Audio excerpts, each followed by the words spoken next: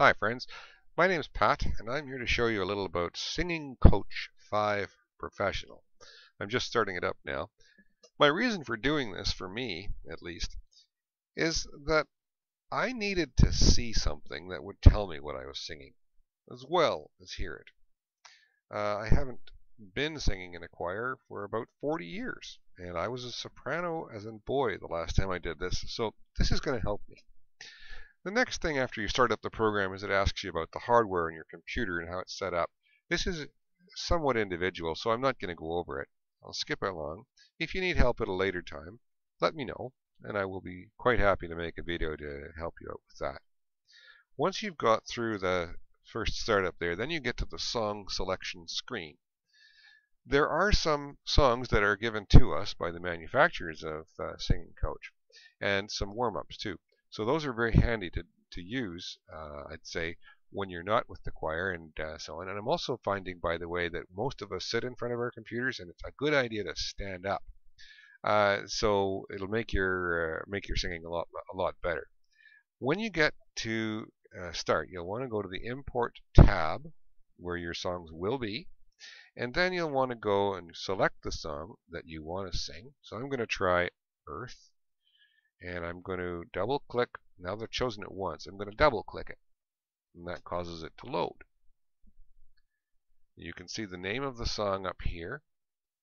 You can see the number of points that you've gained from singing it and how accurate your singing is. This number here, accuracy, is a function also of time. So if you get every note right all the way through the song, you'll get 100%. That's unlikely. And don't feel bad. I suspect professionals don't get 100%. You also have control over a metronome, whether you hear it or not. I like a metronome. At least when I'm trying to count things, I think it's very handy. You have control of the tempo. Now, each song has a tempo expressed in beats per minute. You'll see that often at the top of the page, the first page. I'm going to set this to 68, which it's not at right now. It should be 68 beats a minute. There we go. The key you don't need to really deal with. That should be in the MIDI file. And of course, there's your vocal range there. That's whether you sing soprano, alto, tenor, or bass. And each part will be given to you differently. Now, the next thing to do is to actually try some singing. I'm going to do that, and you'll be able to see what happens when I sing. I'm going to have to press the record button down here, and once I click that mouse on that, which you'll see happen, I'm going to wait, and you're going to see several things happen. First, you're going to hear a beep, which is equal to the sound of the first note that you have to sing. So it will be like that note there, which is a C, or something that's flat. But anyways, don't know what to make of that. There's no such thing as C flat. Anyway, it's the first note that we're going to have to sing, and then we're just going to listen. And after I've hummed it a bit to myself, in those first 4 bars, that's a rest, that's a rest, that's a rest. So there's 4 rests in a row there, and we start to sing here. Here goes.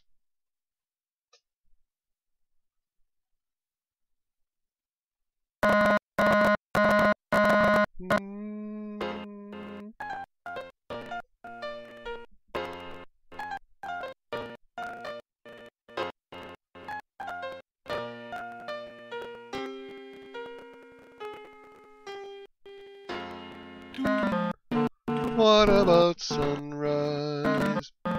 What about rain?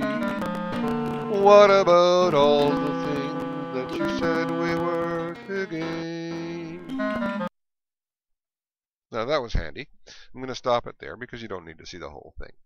So far what you're seeing is that blue line there. That's what the noise I'm actually singing. It's a frequency.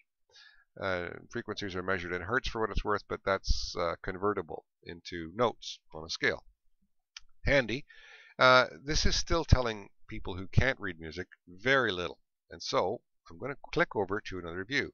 Up here you'll see a little treble clef button. Click that once. This view is the graphic view. I'm going to move the back, and you can see what I was singing and when I was singing it too. I was lagging, as you can see, by quite a bit. right there. So what about sunrise? Those purple bars are the notes. The higher up the screen they are, the higher the sound you make. So what about sunrise?